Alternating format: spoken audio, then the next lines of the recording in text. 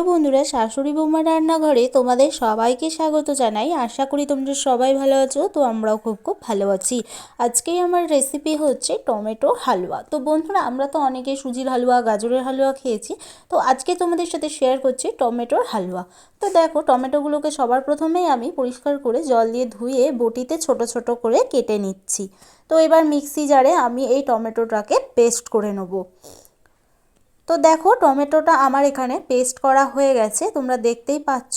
এবার আমি একটা বাটির মধ্যে ছাঁকনি নিয়ে নিয়েছি। ছাঁকনিটার মধ্যে এই টমেটোর পেস্টটা ঢেলে ছাঁকনিতেই ছেঁকে নেব, কারণ টমেটোর যে লাম্পসগুলো আছে সেগুলো কিন্তু ছাঁকনিতে আটকে যাবে, আর যে পেস্টটা সেটা কিন্তু বাটির মধ্যে রয়ে যাবে। তো দেখতেই পাচ্ছ আমার এখানে ছাঁকনি করে টমেটোর পেস্টটা ছাঁকা হয়ে গেছে। তারপরে আমি এখানে দেখতেই পেলে কত সুন্দরভাবে টমেটোটা পেস্ট হয়ে গেছে। তো এবার এখানে কিছু ড্রাই ফ্রুটস নিয়ে নিয়েছি, কাজু, কিশমিশ আর চারমগজ। তো এবার আমি এখানে একটা নতুন কড়া ব্যবহার করছি, তার জন্য স্টিকারটা তুলে নিলাম, দিয়ে তারপরে গ্যাস জেলে কড়া বসিয়ে দিলাম। কড়াটা কিন্তু অতি অবশ্যই ধুয়ে নিয়েছি বন্ধুরা। তো দেখো, এবার কড়াই দিয়ে দিচ্ছি সামান্য তেল। এবার ফোড়নে দিয়ে দেবো 5 ফোড়ন আর শুকনো লঙ্কা। তো ভেজে নিয়ে ফোড়নটা আমি কিন্তু সাইড দিয়ে এরকম তুলে নেবো।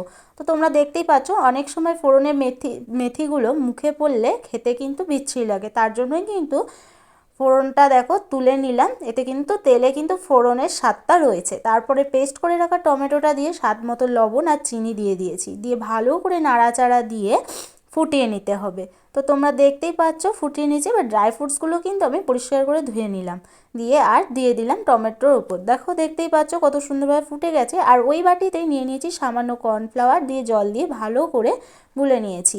এবার যখন দেখবে ভালো করে ফুটে গেছে, তখন অল্প অল্প করে কর্নফ্লাওয়ার গোলাটা দিয়ে ভালো করে নাড়াচাড়া দিয়ে ফুটিয়ে নিতে হবে, তাহলেই কিন্তু একটা থকথকে জেলি ভাব আসবে। তো তোমরা দেখতেই পাচ্ছ, ঠিক আমরা যেভাবে পুডিং বানাই সেইভাবেই কিন্তু আমি এই প্রসেসটা ব্যবহার করেছি। তারপরে এখানে দেখো, একটা থালার মধ্যে আমি ঘি মাখিয়ে নিচ্ছি। এবার দেখতেই পাচ্ছ কড়া থেকে যখন ছেড়ে ছেড়ে যাবে, দেখতেই পাবে সেটা কিন্তু একদম পারফেক্টভাবে হয়ে গেছে। তো দেখো, থালার মধ্যে ঢেলে একবারে খুন্তি দিয়ে সেট করে নিচ্ছি। এবার আমি 20 মিনিট মতো ঠান্ডা হতে দেবো। তো ঠান্ডা হতে দেবো, তার আগে বন্ধুরা তোমরা যদি চৌকো পিস করে কাটতে যাও, তাহলে কিন্তু এইটা ভাববে না যে হবে না। এরকম চামচের শেপ দিয়ে এরকম চৌকো করে নেবে, আর উপর দিয়ে দেখো একটু একটু করে চারমগজ দিয়ে দিলাম। দিয়ে এবার আমি 15 মিনিট মতো জমতে দিয়েছিলাম। তারপরে দেখো, আমি এখানে ছুরি দিয়ে কেটে নেবো। এরকম লম্বা লম্বা করে কেটে আবার আড়ে আড়ে করে কেটে দেখো এরকম চৌকো চৌকো পিস আমি তুলে নিচ্ছি। তো এইভাবে এক এক করে তুলে নেবো। তো তোমরা দেখতে পাচ্ছ সবকটাই আমার পিস কাটা হয়ে গেছে, আর দেখতে কিন্তু খুবই সুন্দর লাগছিলো বন্ধুরা, একদম অসাধারণ হয়েছিল, আর খেতেও কিন্তু খুবই টেস্টি ছিল। তোমরা কিন্তু এই রেসিপিটা অতি সহজেই কিন্তু বাড়িতে করে ফেলতে পারো। তো আমার এরকম নতুনত্ব রেসিপি পেতে চ্যানেলটিকে সাবস্ক্রাইব করে পাশে থাকা বেল আইকনটিকে প্রেস করে দেবে।